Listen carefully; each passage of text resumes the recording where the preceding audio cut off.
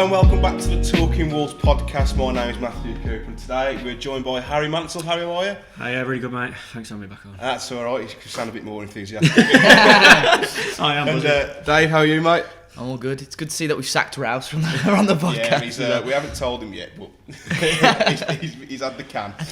Now, before we kick off, we've got a sponsored message from one of our channel partners. So we've teamed up with the football fan at Pitch Football, our new podcast partners for the remainder of the season. So we need every one of our listeners to download the app, and this can be done through the App Store or the Play Store. Search Pitch Football. They've got this great feature called Fan Time. We're recording a video question shortly, so head over there and give it an answer, hit play, and you can say the responses to a question and kind of answer our question as well. So it's as simple as that.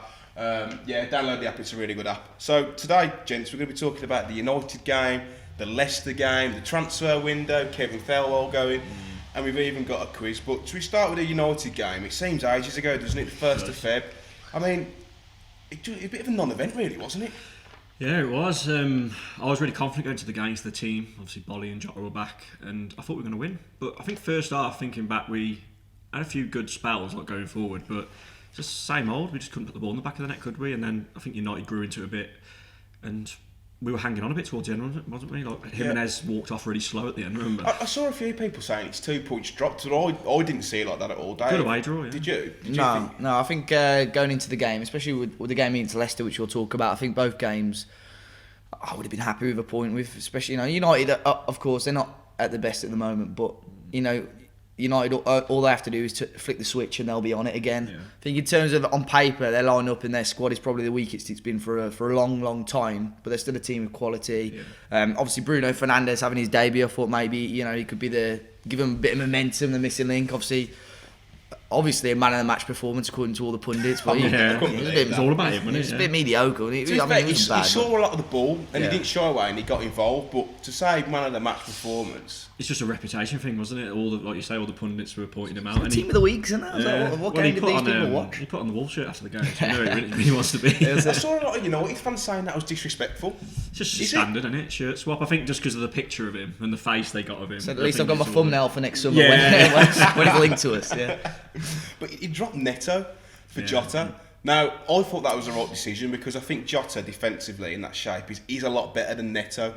And I think a tough place to go because it is still a really tough place to go. I think that was the right decision. And obviously, Bolly came back. It was fantastic. And we saw a little cameo appearance from Daniel Podence. Yeah, Bolly was brilliant, wasn't he? I mean, I've slated Cody a bit lately, believing he had a good game because Bolly just shores him I thought we got rid of Rose. Yeah. But Jota, I mean, it was one of them where Neto has been playing really well and Jota had just come back from injury, so I honestly thought he was going to start Neto, but I can see why he starts Jota because when Jota's on it, he's one of our best players, isn't he? So, but unfortunately, he hasn't been firing, has he, since he come back from injury, so maybe Neto could have been a bit disappointed with that, but trusting Nuno and Jota on another day probably could have scored. He had a few runs into the box. He wouldn't shoot, would he? He wouldn't shoot. He doesn't pull the trigger this season, does he? There's been a few times where he's gone on an amazing run, took it past 2 or 3 players, and then kind of just fell over the ball. But yeah, Bolly was brilliant, wasn't he, Dave, when he come back? Yeah, Bolly was great. I think it's changed now because I think back in the day when a player had such a long injury like that, they normally get chucked in the reserves or the under 23s and that to regain their squad fitness. But I think with Nuno, he's so insistent on getting their fitness up in training.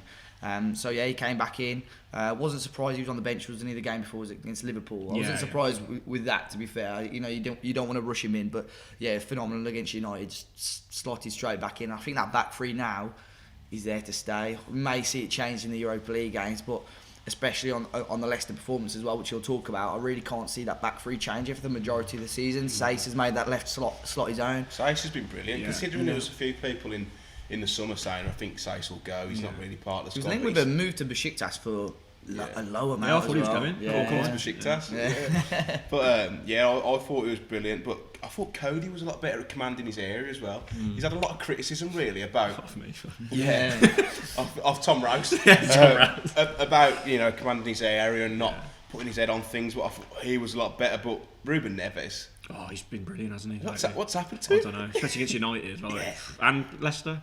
Just it's nice to see, isn't it? Because he was so deep at the beginning of the season. Everyone was criticising him for being so deep, but when he goes forward and he's got a lot of the ball and he can create, I think that's what it is. Him getting more forward. I think Unfortunately for Neves, well, I'll say that. Obviously, in the Championship where he scored all those great goals, I think that's what a certain percentage of the Wolves fans and a lot of neutral football fans were expecting in the Premier League, to see him score a screamer every week and become a match of the day player that they can see, him score a free kick or banger. But it's those mitre balls, mate. Yeah, I know. But it's great in the FA Cup and the Championship. But him and Matinho, when we swapped back to the midfield too, I was a little bit worried how that was going to work, but they've really upped their work rate, both of them. The work rate is phenomenal from both of them. And Neves, as I say, when we talk about Leicester, even against United, he was just recycling the ball, everything, just getting us out of trouble, the tackling and interceptions. I actually had a look at the stats after the Leicester game, and I'm surprised with actually how low the tackle and the interceptions amounts were for Neves, because he just seemed to be everywhere. Yeah. And for someone like Yuri Tillemans in the Leicester game where he was playing up against, there was only one person that looked like a world beater out of those two, and it was Ruben Neves by a long stretch as well. Yeah, obviously we'll move on to that Leicester game shortly, but I think the past month or so, maybe a bit longer, Ruben Neves has really come into his own and looking like that player that we saw in the Championship, because I think last season for large spells he was not uninspiring, I think that's a bit harsh, but games just kind of seemed to pass him by. And we've obviously not seen him on direct free kicks as much anymore. Yeah, Matinho. And obviously Saïss, he's got a right. Saïss, Have you seen that video of me training? Yeah, like pinging him top corner. I think that's why he did it. But the thing is, with that Leicester one that he had, Wolves should have done that differently, because obviously Schmeichel just knew he was going to blast it. So Schmeichel was just stood there and left his whole goal gaping.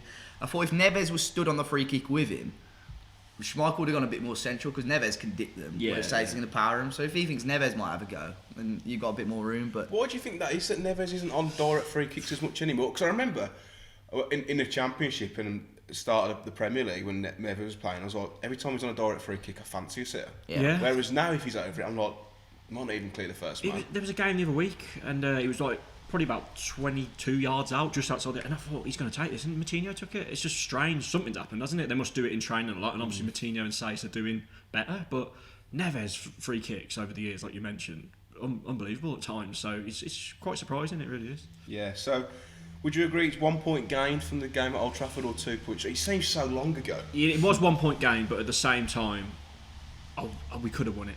It's one of them, and it's. Do you think they should have had a go a bit more? Maybe, but first half we played all right. Second half, I think we went in on ourselves. I think they had in the back of their minds, we'd dropped points, hadn't we, against Tottenham and Liverpool really late on, and maybe they had that in the back of their minds. They didn't want to risk it too much and just try, because obviously Man United grew into it, in my opinion. So I think they just thought, let's settle for this point. Good point away from home, and I think the key for Wolves have been this season to not lose games, rather than just go for the win and then end up losing. I know there was a stat we've only lost.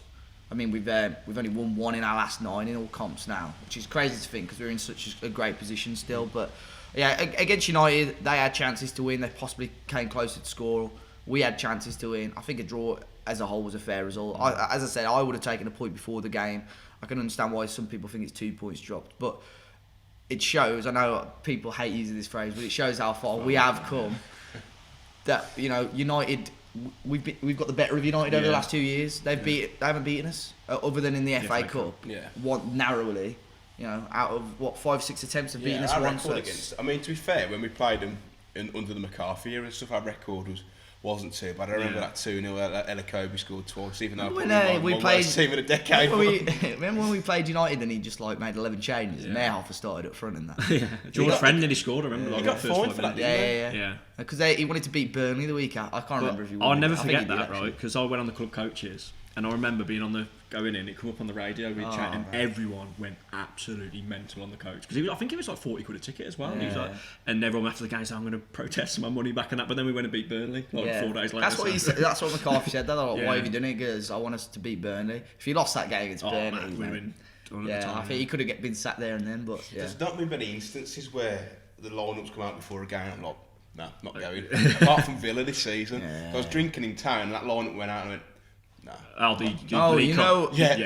that was. I ended up going, but I had to get dragged. When we were in Lambert in the FA Cup and we were on a proper stinker of a run, and we got Stoke in the FA Cup, and I look at the team and Lee Evans is starting. I was like, what the fuck? What is going on here, man? Yeah, I was like, we were sat, and our bus was delayed, so it was like the first 10-15 minutes expecting us to get there 3-0 down or whatever.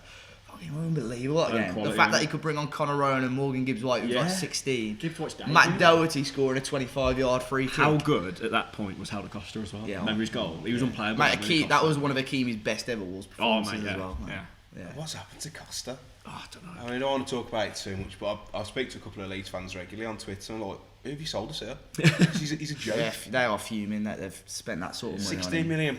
We've pulled their pants down with the looks of it at the moment. I mean, we'll go on to transfers a bit later, but You asked me a question about him though, or someone asked us a question. Was he a good player in a bad Wolves team, or how was it worded? I think was he just a really good? Was he just a good player in a really poor Wolves team? I don't know. I think that injury where he did his ankle. Yeah, that was the change. He was never the same. Then he bulked up in pre-season, and I thought Yeah. he looks a different animal here. I thought he's going to be class. On the fan cast, I had him down as my surprise package for the season. Yeah. It was surprised how shit he was. But yeah, we'll move on to the Leicester game, which was this Friday. This Friday. I'm still not really over it, to be honest. I was just upset. I was genuinely just like fed up. Oh, well, I saw you at half time, didn't I? It's just, we're just talking about VAR again, aren't we? It's always the way. I mean, they were there for the taking. They settled for the draw. First half, I think you said to me at half time, they did have a lot of the ball, but they just didn't do much with it, did they? And we hit them on the break a few times. They were dreadful, man. We were saying off air before it, Jimenez could have had two headers off air. Was he 5 live? Well, We were saying before the broadcast. just after Greg James was left. But Jimenez could have had a couple, but we're going to talk about VAR, aren't we? But let's not talk about VAR, let's talk about us. We could have won that game, and we didn't. And I think even Nuno said on the BT Sport interview after, we just didn't take our chances. That he said, my worry is we did not take our chances, and we need to improve on that. Well, obviously we did with the Bolly goal, but we know what happened there. I don't know. It just took the stuff in the life out of everything, and it always does. And it's actually got to the point now where I'm not celebrating a goal. At the start of the season when it first came in, I was still celebrating, but now I just don't, and it's just kind of taken that, that spontaneity when the goal gets in and all you want to do is like, it's a euphoric moment. You just want to hug the person next to you. Now it's just like, I'm like that now. Look at the screen, like waiting for the purple. The best in SL1, what they normally do is like stand on the chairs and give it the big into Leicester fans. Obviously, we did that all of last season and that. But like, I'd end up doing that, and then the clip of DT when he's celebrating. So, but like now, like genuinely, I celebrated because we scored. But I was like, it was almost as if in the back of my head, I thought, I know, because I thought Stace was offside when the ball came over and he headed it back across. Well, I thought it was for like a push or something until it came on the screen checking offside, and I was like, I swear the ball's just But then it was like, as soon as I know Mike Dean was checking the injury, but as soon as it had been like 30 seconds and nothing had happened, you just know that's when you know. That's the thing for me. It took ages again, which is so annoying. And another thing, how angry people got. I've never seen like the Wolves fans get. Yeah, was that in the South Bank? Was it? Yeah, Yeah. Just everyone walked out. And it was just like wasn't working. I don't agree. Could reenact it on this one if you want, Matt. Because it's happened a few times. I've never known everyone gets so annoyed because when they come up, when we was in the tunnel down having a drink or whatever, when it comes up, I was Concourse. like, wow, yeah, concourse. Terminologies, guys. But yeah, he was, and this argument of he was going backwards and all that, and I don't know. Yeah, before we came into the studio just now. No, but all jokes aside, obviously I can talk about it a bit more if you want. But at the fans Parliament meeting on Tuesday, they had Chris. Yeah, but you're bringing the average age down to 75, aren't you? Yeah, they had Chris Ford, the ex-Prem ref there. Obviously, he had his spiel about VAR and explaining how it works and what it's used for and stuff like that. Literally, probably 99% of the room was just fully against VAR. But they have the head of operations guy there at Wolves, and basically he's saying, obviously, football aside, the thing that's worrying them the most is the safety of fans. And if one decision that's not really hugely affected the result, you know what I mean? It's not like it's cost us anything massively. If that sort of thing is smashing up TVs, what's going to happen when we get a goal ruled out or a penalty given against us in the last minute of a huge match against Albion or something next year? People are going to get hurt over VAR. So I think that's what they're worried about. That's genuinely what he's worried about. And it's winding up the players because Cody goes up to the referee and he's like, "Who was offside? Who was offside?" And he just went, "Don't know. They just told me. I've got no idea." And he's like, "Even you don't know." That's disgusting. Crazy. That was the worst. If that's the case, there's no need to have a ref. Yeah, exactly. But the thing is, though, in that fans parliament meeting, he showed us loads of clips, like Premier League clips. So some of them would be with commentary. A lot of them were with the referees, Mike, and with the VAR. The VAR actually tells them loads and almost mouth like feeds what to say. So there was one when it was West Ham City at the start of the season when it missed a penalty, Declan Rice cleared, but Declan Rice encroached. Yeah. So he went out for a throw in. They said wait, and he was telling him, and he goes, just checking, clear encroachment, right. So you need to blow your whistle, tell them what it's for, point at Declan Rice, and tell them it's going to be another penalty. Like literally, like telling them what. So the fact that they can't say right then there was a slight offside after the corner take, that's all you got to say. Yeah. And then you can communicate it to the players. But I said on the match review as well, I said the percentage of correct decisions has gone up from 83% to 85%. It's not worth it. And all the waiting about and that. What to kill the atmosphere, to annoy fans, to kill the time waste. It's not worth 2%. It's funny you should say that about the time though, because I went to Spurs Man City a couple of weekends ago. I took my mate who's a Walsall fan, obviously not used to VAR. Or the ball. Oh mate, that game all the ball being on the floor. I don't know if you saw the game, but I didn't. Basically Man City got awarded a penalty, but I did actually. Yeah. The game carried on. And the ball went out of play like 2-3 minutes later. He stopped the play, didn't he?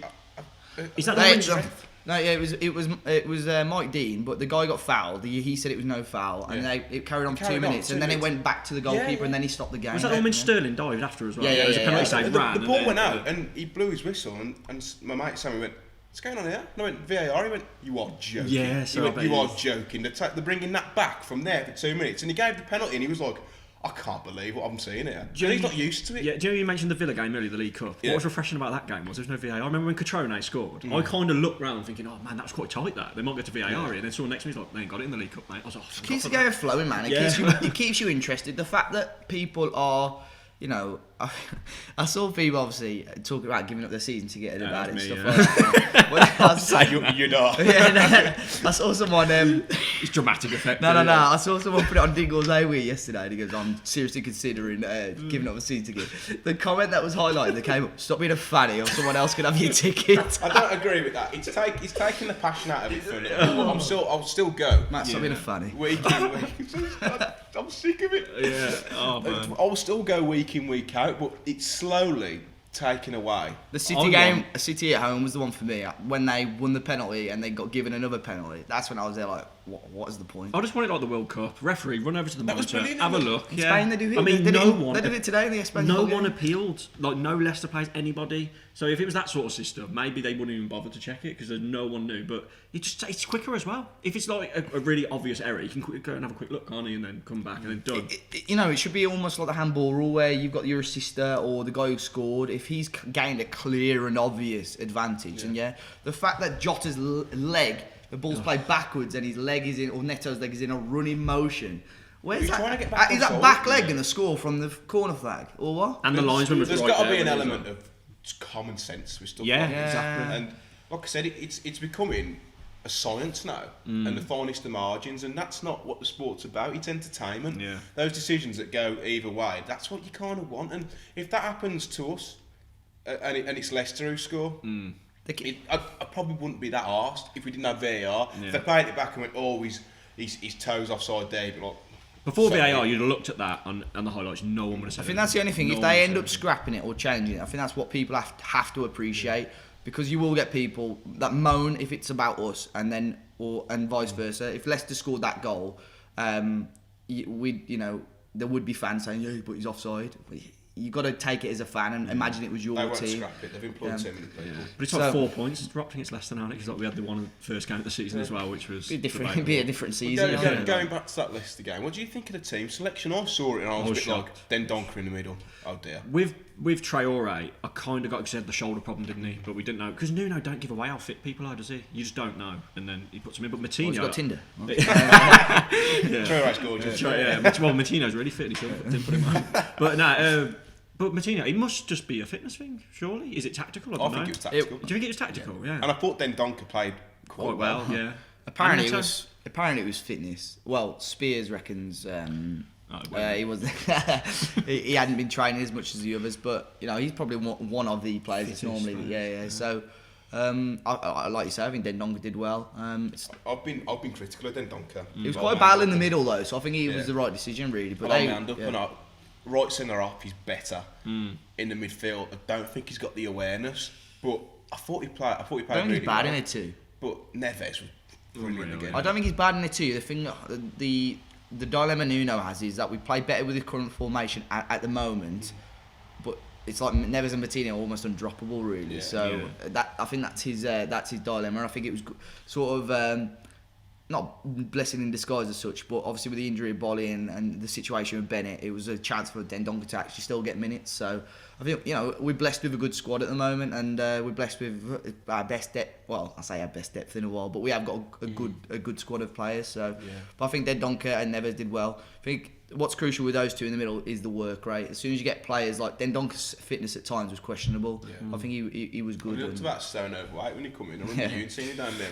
Ewan, wasn't it, Ewan? Scoffing Krispy Kreme. Was it? Yeah, just like piling him in. But he did really well. I thought Johnny was great because that's the thing on the left hand side. Johnny and Jota have got the best chemistry of a pair than anyone, in my opinion, in the lineup. And I think that's one of the big reasons why he started ahead of Neto. Jota is one of the best players in the team, but he's got it. He's just even on Friday though, he was getting in all the right positions. He's just got to pull the trigger. There was a chance where he took on 3 or 4 players, and he's in the middle of the pitch. And he was taking too long to think about it. I think there was 2 players on the far side that were free.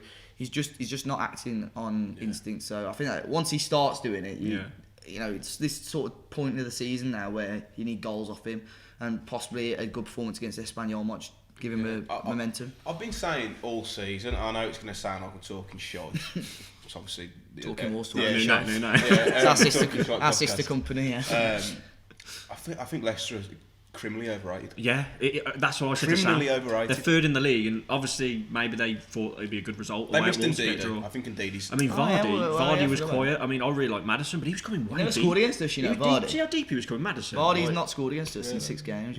He ain't scored for ages, has he? No, but we limited him so well. What I noticed about Wolves is our line was pretty high. We weren't sitting deep, but our line was high, but our line of engagement was really low. So we were so compact. And for them as a team that really liked to get the ball and play it long or play it into Vardy, it was so difficult for them to do. It was like he was having to come short, and his hold-up plays, he's crap. It was like when we played West Ham at home earlier in the season, Felipe Anderson was not getting the ball, and he was sitting deeper than defensive midfielders just to get the ball. When you've got your best player that deep, you ain't going to win a game. So that was what we beat them, didn't we, in the end? And that's what Wolves gave After us. 3 in the first half, they were so close together. It was almost as if like one was playing in the hole or 2 were playing. They kept rotating that, but I think they should have done that more in the second half. It was really fluid. It worked well. Adama was good when he came on, but I think if you had him a bit more central, having a foot race against Johnny Evans or Soyuncu, he would have won and we could have scored a goal. The frustrating with Traore, it was really apparent to me Friday that he slows the game down. Yeah, I know what you mean. Because he wants to stop and then go. But if he just runs onto that ball and just takes it, he was doing the old thing again where he wants the ball at his feet rather than in front of him. But there was a few moments in the first half as well when it went to Neto. He did well, Neto, for me. But I thought to myself, if that had been Traore right there, it'd just gone bomb, flew past the wing back. But he had that one good run, didn't he? When he cut in, half, and I think he played in. Was it Jota or Jimenez at one point as well? So saved by the keeper. Just different players, aren't they? But Traore, it got to the point with Traore early on in the season where our game plan was literally to give it to Traore and see what happens. Leicester fans saying, have you ever seen a more one-dimensional team than Wolves and Traore? But to be fair, because they know what you can do. Jamie Vardy you nullify that. Exactly. You've been doing it the last 5 years, haven't you? Table team. But it surprises me how many teams actually play a high line against Leicester. It's just suicide, isn't it? Yeah, with Vardy running behind. We could have won that game easily. We should have won that game, 100%. But Jimenez. In terms of game plan, I think for Wolves it was impeccable. We did what we needed to do, apart from put the ball in the back of there. Jimenez for me. Well, we even did that, but What did you say? It was a Nats knit. I can't remember. Yeah, a Nats width of a knob, wasn't it? Nats width of a knob. He said that on your vlog, and he's like, "He's a Nats width of a knob." Isn't it, Matt? And I was like, I'll be honest, I got no idea what. But I think 3 clear-cut chances for him, and a header in the first half where I think he was trying to head it across goal. Oh god, yeah. Went wide, and on the corner as well. Second half, and two headers in the second half. Where one's against Liverpool, I look at the one against Liverpool and think after that game you've got the most complete striker in the world here who can shoot and it could head the ball. And those 2 chances, one over the bar, and one I think straight at Kasper Schmeichel. Frustrating, really, but he's got absolutely everything. The one thing he hasn't got, he's not he's not clinical. Deadly, He's not deadly in front of goal. I think that's. I think he's had the most shots out of any player in the Premier League. Yeah, I mean he scores a lot, and he's one of the most complete strikers in the world. But if there's one thing you would improve, it would be that deadliness in front of goal. I mean, look at Firmino for Liverpool. He had one chance and he slotted it away. And the thing is, this obviously because this is a podcast, this shows how well we are doing as a team, that we can nitpick with our best players. You know what I mean? Like this is how good our squad is now. That we're not like, oh, obviously we are blessed to have him, but the fact that we can still nitpick with our players, you know what I mean, is good for Wolves. I still think he'll go in the summer though. Do you? You think him and has a go? Nah. He's just had a kid and that though, and he's settled. He hasn't. Well, he hasn't. Yeah. I don't know, because of his age and that. Will people pay the money for him? Depending on the situation next year, if he goes, it'll still be in England. No, he won't. I can't see him moving. I'm more scared Traore would go, to be honest. I think there's loads of questions about that, so we'll talk about that later I think, as well. we'll move on to that. But Fosun's saying 150 million is it's a load of bollocks. It's just a hand. What would you say on FM? Issue a hands-off warning? Hands off warning. Yeah, I think. But what if he busts down Nuno's doors? I don't want to go, son. Get me out of here. I'm a celebrity. no players bigger than the club. Yeah, Nuno not see it. Adama Traore is bigger than the club, please don't take it on. It would kill me. Yeah. But yeah, that was a Leicester game, so 3 points definitely dropped. Should have won it. Well, yeah. 2 points dropped. 2 points Yeah. 2 points dropped. Definitely should have won it. Yeah. Right then, chaps. Moving on to something that feels like it was absolutely ages ago. The transfer window. Now, for me, a little bit disappointing. I've seen a lot of different opinions on Twitter and stuff saying, well, these players who have come in, they are better than the ones that have gone out. But I don't know. For Jeff Shee to say, however long ago it was, we will go into the window January, we'll go in strong, we'll have a good window. For me, it wasn't a great window. I agree, mate. And also, Nuno's press conferences throughout the month of January, he kept saying, didn't he, we need so and so. We've never seen Nuno like that. He's normally pretty cool on things, isn't he? And really, just to get, I'm not going to pronounce his name, so I get hammered. Podence. That's fun. Yeah, there we go. So just to get him in, and then we get. God, I can't wait for this quiz. Getting rid of Bennett. We brought in a few youngsters, didn't we? I mean, is Campana going to be? Is he going to be a legit back row? Can I pronounce that right? Yeah. Hey, well, I mean, Rosetta Stone. But at the same time, you've got to think that they don't want to spend silly money, do they? So you can see that argument. They don't want to waste money on players that was it Oliveira? They didn't think he was good enough, so they just didn't want to spend the money on him. And you just got to hope that what we've got's good enough. But for me, I was disappointed. I think the issue was Oliveira. His release clause was £5.5 million or €6.5 million, but Wolves didn't want to pay it up front, but to activate a release clause, I think you have to pay the sum up front, and Wolves wanted to spread it over 3 years. They love a loan, don't they, in that? I think that's where the stumbling block was, really. The thing is with Nelson Oliveira as well is that I think Wolves long term, he was never, ever, ever going to be here longer than a season. I think the thing is with Wolves, we'll sign him as a cheap option until the end of the season, because even if we got a player on loan, we'd probably have to pay close to £1 million, you know what I mean? So if we got him in, the old cliche Portuguese, never been really prolific, but I think he did add. He's a bit of a lump, isn't he? So I think he would add a different dimension to our team, or he would have added a different dimension. I think he would have upset the dynamic. But, yeah, I don't know. I think he's a bit of a troublemaker for one, and two, Wolves were always going to look on for sell on value. So if they knew that they could get a player for $1 million or $2 less, then they would, and I think they probably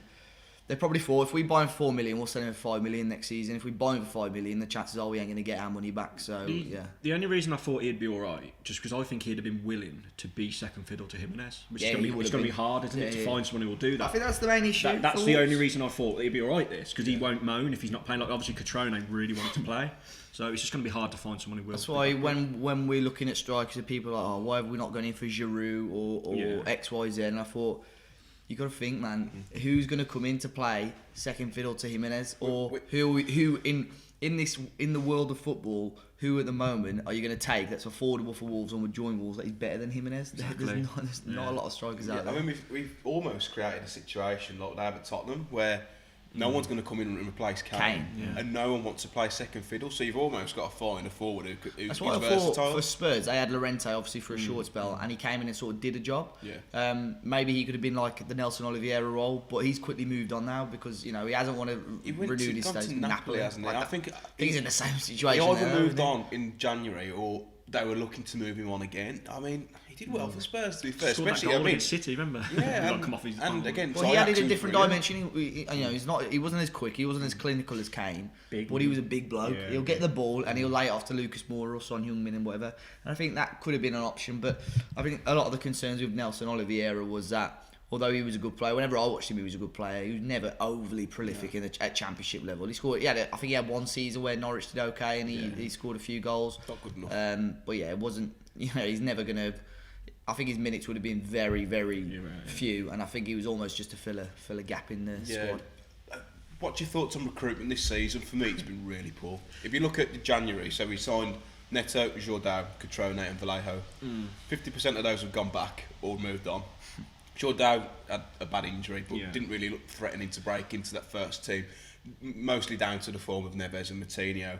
And Neto, who has in the past couple of months really come into his role and played really well. But to sign 4 players in the summer and 2 of them have already gone in January, for me, it's not good enough. Yeah, and I think also in the summer as well, we had the situation where we didn't know if we were going to qualify for the group stage of the Europa League, so we probably didn't get enough in. But like you say, that was short-sighted. That was by the board, to be honest. But it's just hasn't worked out. Obviously, Vallejo's gone back. Catrone wasn't happy. It is a bit unlucky in a way. Like if they'd have got off, if they'd done well, we'd have been happy, obviously. But just one of those, isn't it? Sometimes they don't work out. Catrone's back on the bench for Fiorentina, isn't he? Is he? Yeah, he's not getting much game The time. thing is, though, there's a couple of ways you can look at it. The thing, like on paper and with previous, Vallejo has been a good player. He's been pretty highly rated at Real Madrid and done okay at other teams he's been at. Catrone is very highly rated as well. Obviously, you've got the cliche of Italians in England. They don't tend to do fantastically, do they? Or Italians abroad in general. Yeah. I think after he left, one of the big sports pages put like an article about it, and like players like Immobile had just been dreadful even abroad. But put him in Italy, he's one of the best strikers over there. You know what I mean? Neto has done what he needed to do, Jordan. But I agree with you. I think overall season, if you pinpointed a season which has been the worst in terms of transfers that have been good for the squad, it's probably been this year. But I think the difficulty is for the board and for Wolves is that the team is so good at the moment. We're gonna have to start spending some serious money to improve what we've got at the moment. Yeah, there would have been depth options and we could have got more players in. But the issue for Wolves is, at the moment, you're going to have to find players that are going to be second fiddle. You are not going to find... Wolves will have to spend serious money to improve the squad. I think the only other time where we might start seeing big transfers, possibly this summer we might see 1 or 2, but the only other time you'll see it is if a player goes. And unless we sell, like you said earlier, Adama or Jimenez, I think when Moutinho goes in 2 or 3 years, that's when we'll spend big on a player, and possibly a defender. I think this summer is going to be the one. Yeah. I think the signing of Podence is a good signing. It makes sense, really. Yeah, we needed cover in the wide areas, but what happens if we start playing tilt top again? Exactly, yeah.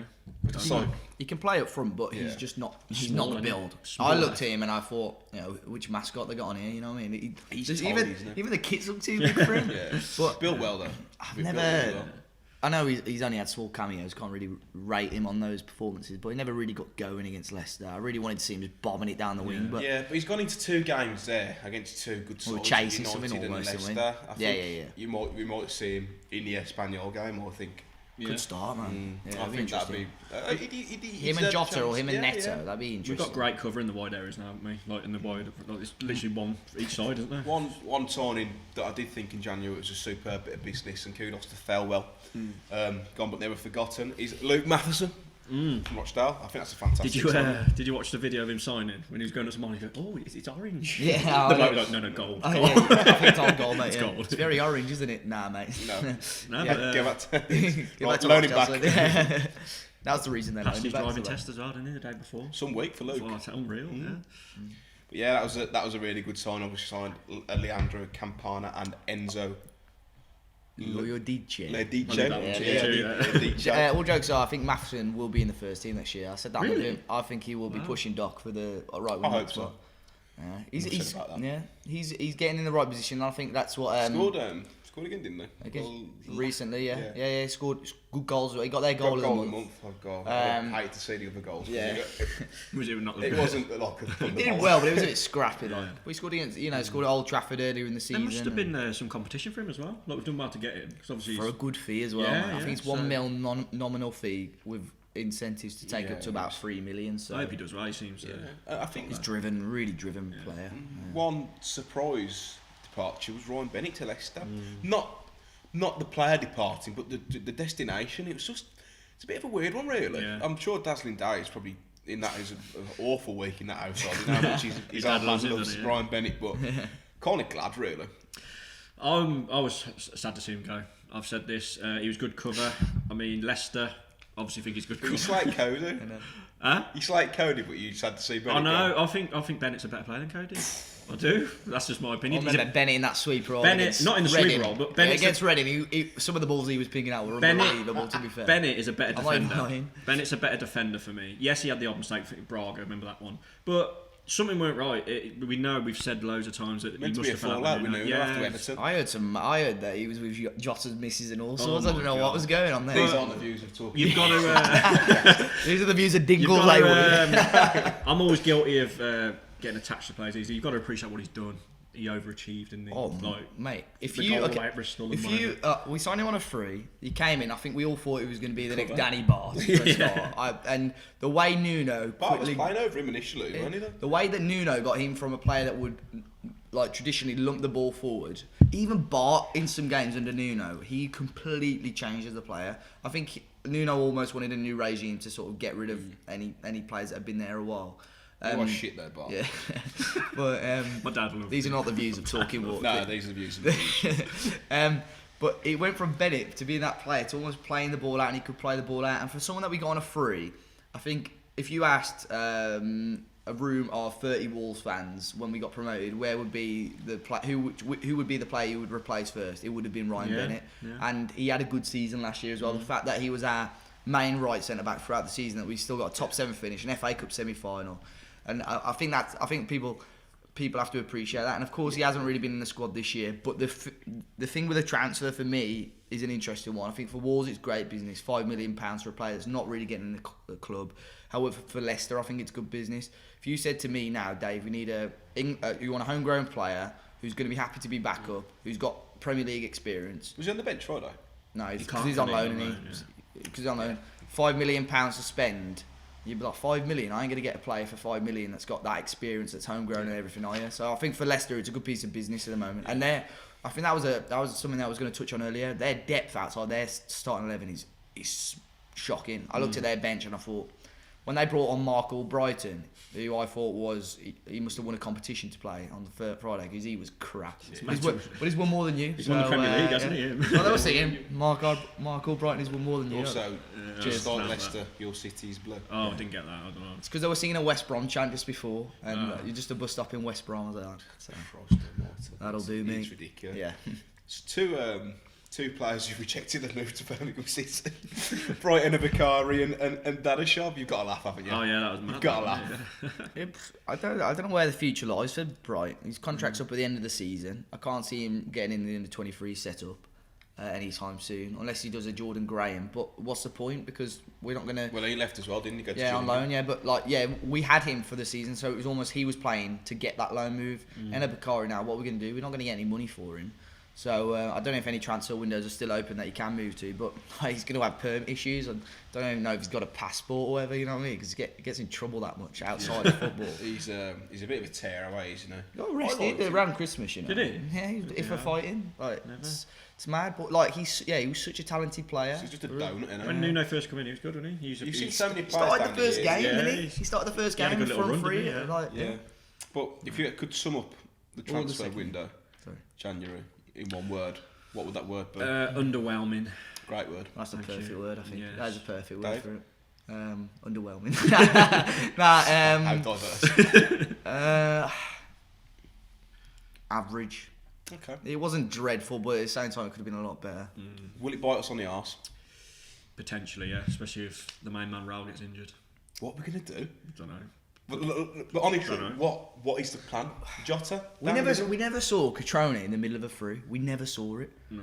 And I think, or did we? No, but we never saw. I don't think we ever saw it in a league game. Away at Villa, but it was kind of we were that deep. He was up front. And he didn't have any quality around him though, did he? As such.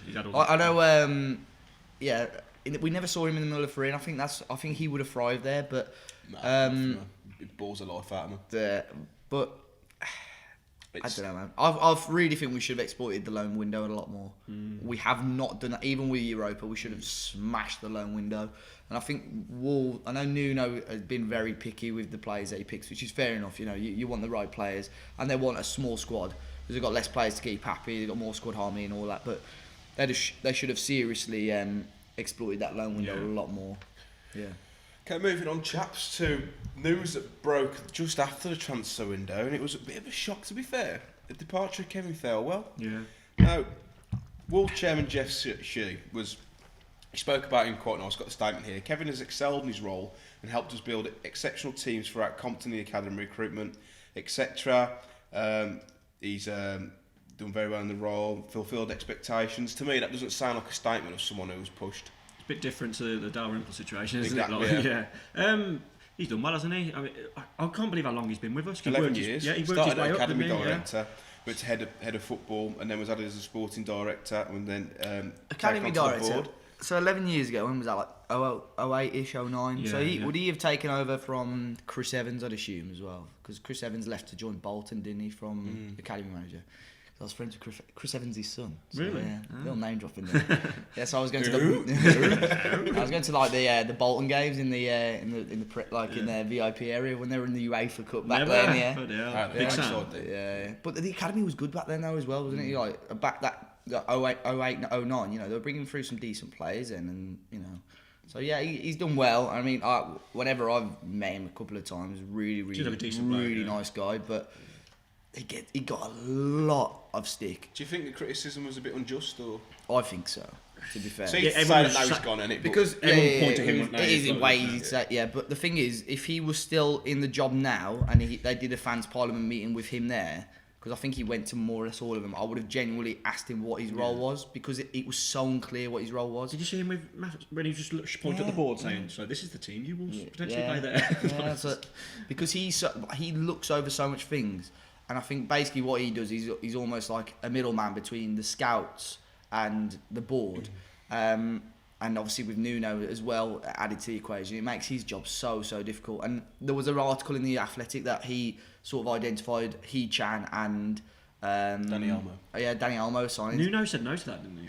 Apparently. Yeah. But I think that's bollocks as well. Because anyone who's got any kind of footballing knowledge can see that both of them. And the fact that people saying there was nothing in the Olmo rumours, and then like a day later after he goes to back him up, they said he said we should have signed Olmo. So do you think Thelwell? Do you reckon he wanted to go, or do you reckon he was pushed out? I think he had it lined up, didn't he? I reckon a bit of both.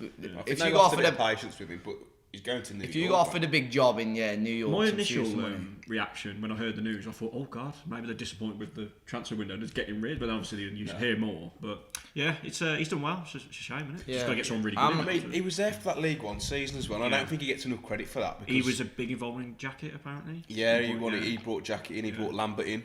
Yeah. The fact that Jeff Shee and Nuno were both disappointed to see him go, and the fact that they tried to keep him supposedly, I think that speaks volumes. Yeah, but Jeff Shee wanted to keep Jez Moxey as well. Apparently, yeah. But he's a nice guy. Obviously, we don't know what happens behind the scenes, you know. But do you reckon Mendes is having too much of a say? Don't know. Because it could be that Thelwell's trying to do his job, but there's a lot of stumbling blocks where Mendes don't know, so we're signing him. He's just like, I can't be arsed with this anymore. I'm going. But I suppose we'll never really know. Jeff Shee does all the finances, so he'll do all the negotiations. So Kevin Thelwell's job is really to identify and probably approach the clubs. And I think he sorts contracts out there. And but with Jeff Shee, as I said earlier, with so many people in the picture, it's hard to just blame him for the lack of transfer activity. And He's the scapegoat though. yeah, massively. There's always going to be one though. No one's going to point the finger at Jeff Sheep because he's the person helping bring all the money into the club. No one's going to point the finger at the scouting department because they're not public or anything like that. No one's going to point the finger at Nuno because it's fairly obvious he's not the one identifying particular players. He has the doing so final well on say the though, pitch. doesn't he? Apparently. So yeah, I think Kevin Thelwell is the one that speaks publicly, and he's the one that's easy to blame. So I'm not saying he was God's gift, but I think a lot of it is unjust. Yeah, no, obviously I'd like to say thank you really for that. Just a League One season, and he has brought in some good players and kind of steadied the ship when we were down in the dumps. That League One time. And you talk about signings. I think for that year in particular, the signings were perfect as well. They got rid of. He helped obviously get rid of all the old regime. Jacobs, and Emery, brought in those Dicko, players. Afobe. It's not like they lost a load of money on any of those. They made money on a lot of those players as well. And look at Afobe, he signed for 2, signing for 10, was it? Obviously, what happened afterwards, but I think overall, you say he's done a good job, and obviously with the statement, without doubt, was Kevin has fulfilled the expectations of the board. I don't think it was pushed. I think it was just it's time to go. So that's that for me. Right, boys, got a bit of a quiz. Oh God. Got 10 questions, 5 each. It's all on transfers.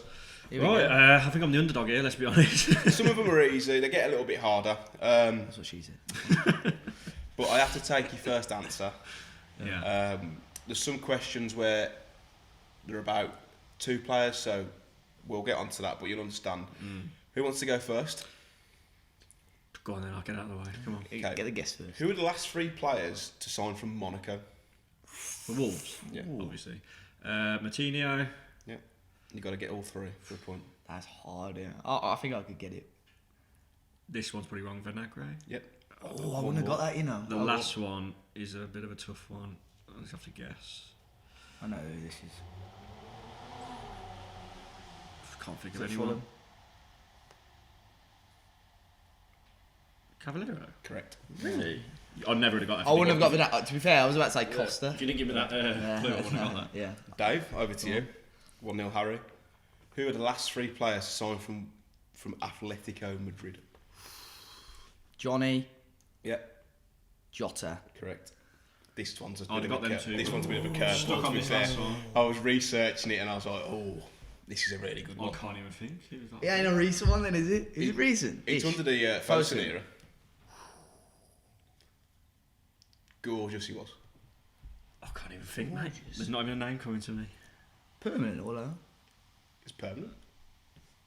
I'm going to have to press you for an answer. Yeah, what's going on here? I can't even give you a clue like you did with me, Oh, Dave. man. You have to press him, mate. Shut up, man. Let me... He played for Atletico Madrid, there's a clue. Yeah. Give me 5. 5, Fuck, 4, what's going on here? 2, 1. Don't know. Silvio. Oh, the wing back. He come from Atleti, did he? Yeah. Oh, Yeah. no, I never got Never that. would have got that. 1-0 Harry, I didn't say this I happening. ain't giving you a clue again. In the 15-16 season, who did Wolves sign from Swindon Town? You couldn't say his name on the Christmas podcast. Fucking hell. It could be absolutely anyone. It could be so many. Swindon? You have to press your finance, mate, because Oh we're short my on God, time. I'm a pass, I don't know. Nathan Byrne. Oh God, yeah. I wouldn't have got his name right anyway. Nathan Breen. Nathan Breen. Dave. Off the Gavin and Stacey Christmas special. Chance to draw level. In the same season, who did Wolves sign from Portsmouth? Jed Wallace. Correct. Come Wow, I on. wouldn't have got that. 1-1. Get in there. Get up there, boy. Well done, he's 13. Harry. Yeah. In the 14-15 season, who did Wolves sign from Arsenal? Afobe? Huh? Afobe? Correct. There we go. So, David, over to you. Sorry, Dave. not Dave. In the same season, who did Wolves sign from Chelsea? That's a 14-15 season. Chelsea. No idea, that's a tough one, that. You have to That's press you on tough, this, that's mate. You have to tough. press you. Chelsea, eh? You have to 10 seconds, mate, I'm afraid. God, I've that got to is go tough. home at some point. George Saville. Correct. Oh, he pulled that out of the bag. You Hit the post against Chelsea famously. 2-2, no? Yeah. Oh, it's heating up. Oh, mate. Oh, I can't wait for this. Sweating. Okay. This question is about 2 players who signed from one club in the 2012-2013 season. You'll answer one player, you'll answer the other. Okay? So in 12-13 season, Wolves signed 2 players from Stade Rennais. Can you name one of them? The only one that sprung to mind, but completely wrong, and I know I'm wrong actually. Jelly Van Damme?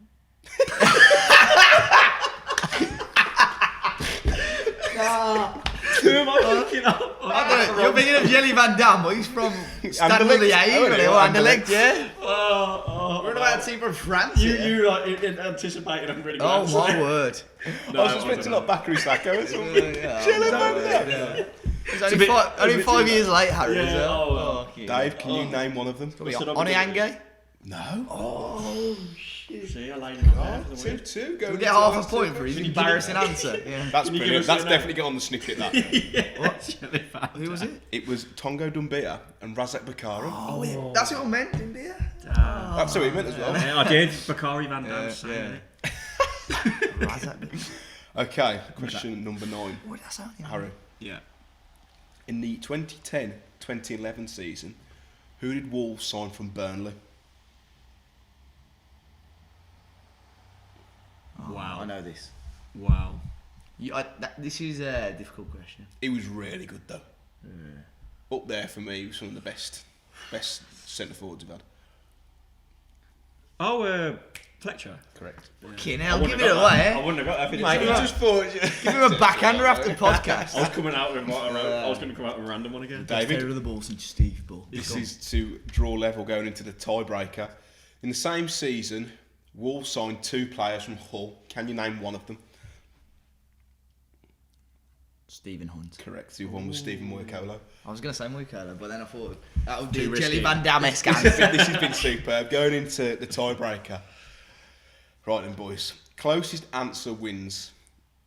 Who's first? Give Just shout at them. I'm going to say Dave first because you Yeah, kicked go on. off proceedings.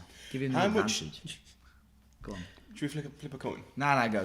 How much did Wolves sign Ludo Palais from Lens in the 1999-2000 season? The fuck's Closest answer wins. Ludovic Palais.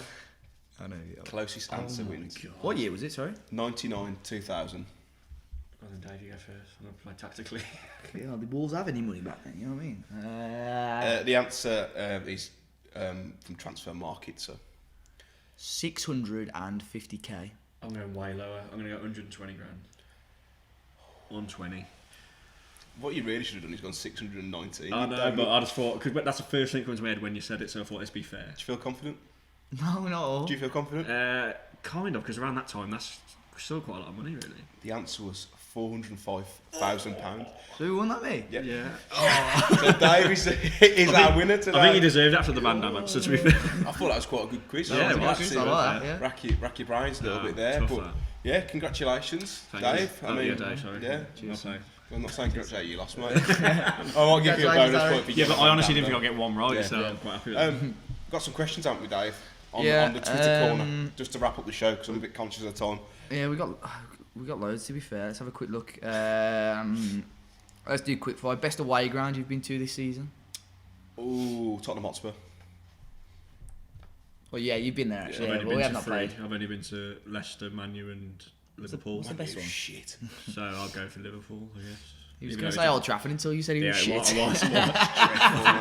What about It was a bit of a ghost town, but gonna- that new stand's Probably- I'm going to say Main Road. Yeah. I like Etihad though. I do. I've been there ages Yeah, ago. I like it. Obviously, the atmosphere is not great there, but I like the actual ground itself. But I'm looking forward to Spurs at the end. Oh, of hold the on, does season. Europe count? Torino? Oh yeah, true. Yeah. Torino and Slovak. Braga is a lovely ground as well. No. Not Braga. No, Torino then? That was like Crusaders, mate. Only Oh, yeah, real yeah. fans would go, mate. Yeah. It's like Chorley, that. Premier League goal of the season for us / against us so For far. us, Neves for me against Man U. Against us, was it? I don't know, I forgot his name. You'll have to Tomori for Chelsea. Oh yeah, That's yeah, a long absolutely, way. yeah. Probably echo that. Yeah, it's Yeah. about good shouts. What position would you make a priority to strengthen in the summer? It's got to be striker. Right back. Right wing back. gotta be I think we have to as well, though. Yeah, to be fair, Just we a haven't backup. we haven't touched on Doc. I gonna actually, get he was some pretty. comments. He was pretty good on Friday. He was. He's Yeah, really yeah. was Yeah, great. we didn't comment on that. Agenda. Well, realistically, what would you say Wolves' target should be for the rest of the season? Win as many games as you can. At least fifth now. Now we can get Champions League. Or if we win Europa League, we'll finish fifth. Yeah, it's got to be the target, isn't it? Aim high. Fair enough. We've got a few more questions here. Jeff Shee makes 50 million available in the summer for transfers. What do you do for it? With it? How much? 50. It's not a lot, is it? As I said earlier, to strengthen the squad. Players, two decent Not that players. Steve Bull. Build a new stand. No, yeah, I think 50 mil is pretty difficult. Do you reckon Thelwell will get a statue? Maybe. Remember that? Was that one of our first Steve Bull, podcasts? yeah, just Steve. You reckon Steve Bull should get a statue? I think he should. A lot of people say Well, he it'd be when he needs clops to be his brown box, bread yeah. to get a statue. I'm gonna put a tweet about that again this week. Ah, he's a Should- legend, isn't he? Like, Should he's Steve got Bull it, get a yeah. statue? Definitely. So Got stands. 50 million? Yeah. Who would you sign or any? Yeah. Ballotta. Yeah, good Yeah. shout. You gave 50 million. But Yeah. will he come a second fiddle? That's the Well, question. he's better than him in this. Same Man City don't get the UEFA ban overturned and loads of their stars want to leave. Who would you nab from them on the cheap? De Bruyne. Kevin De Bruyne. On the cheap. Yeah, No, from I Man don't City. know. Who would you? I said Bernardo Silva and Cancelo. Cancelo. I think they're both fit us quite well as well. Cancelo It's down the interesting right. to see what happened with them, though, isn't it? I think Their stars Cancelo on the could go. move anyway. Yeah. I don't know actually, because Carl Walker's coming towards the end of his career Get anyway. Aguero. Imagine. But realistically, there's no one we're going to sign for Nah. Manchester City, is there? So. No, not with the wages they're on at the moment. Would you rather finish fifth, qualify for the Champions League, and lose the Europa final, or win the Europa and finish 10th? Win the Europa hands Win the down. Europa. It's trophies, isn't it, now? Because you're still going to Champions League anyway. 100%. Oh, imagine. And it wouldn't be a kick in the bollocks if you lose the final. either. Would That'd you be sing mad. Champions of Europe? You'll never sing that if you win the Europa League. Probably. I'd just go mental. I can't imagine it. Champion. We haven't used that Champions of Asia chant enough this year. No, have no. we? I do think that. We sell a Dharma for 150 million. Who do we buy with that money to improve the team? I mean, it could be outrageous with some of the players. You but don't sell him. He's not going to go for 150 million. No one's going to pay that for him, surely. Nah, we'll have to wait and see. be daft to really. Off the back of one good season. Yeah, he's got to be. Saying that, Rodriguez went to Real Madrid for he got 60 million euros after a good 4 games in the World Cup. Yeah, there's loads. And Couple more, go on. final one, is VAR. I mean, we've touched on it. Is VAR doing more harm than good to the game? 100%. It's doing more harm than good to more mental health, I tell you. Yeah, it's winding all the fans up. Yeah. Yeah, they've got to change it, as we've said. Yeah. Is that it? That's it. Yeah. Well, that's the podcast rounded up. Just have to say again, obviously our podcast partner, the Pitch Football, make sure you go down to the App Store on the Google Play or on the App Store on Apple and download the app. Our fan time reaction will be on there just about VAR, I think it is this week. So, yeah, we're recording that. Let us know your thoughts on that. Download the app. You can predict your lineups and scores and stuff like that. Really good app. Harry, where can people find you should they wish to The connect famous with you? at Harry_Mansell on Twitter. Harry_Mansell. Harry_Mansell on Twitter. I know, God, remember that. Fuck it, Twitter and Instagram, and then just Harry Mansell on YouTube. Yeah. Yeah, Andy 77. Yeah, the Wall 77 Club podcast. Tell you what, he's On social media. We'll let you plug it's that. It's just a bit awkward to plug it on another. No, you can Nah. plug it because as long as You've you all don't, been on it, as long as you don't do it in the middle of the podcast or at the start like Rouse and does. Absolute Seeds The pod. Rouse and Roach podcast. Nah, yeah, 77 Club weekly podcast and Is that a dig? no, No. I'm just trying to big it up. I don't Weekly know. podcast with actual proper content. Yeah, Oh. proper content from proper blokes. We'll go that far. Lads. Dave, where can people find you should they wish?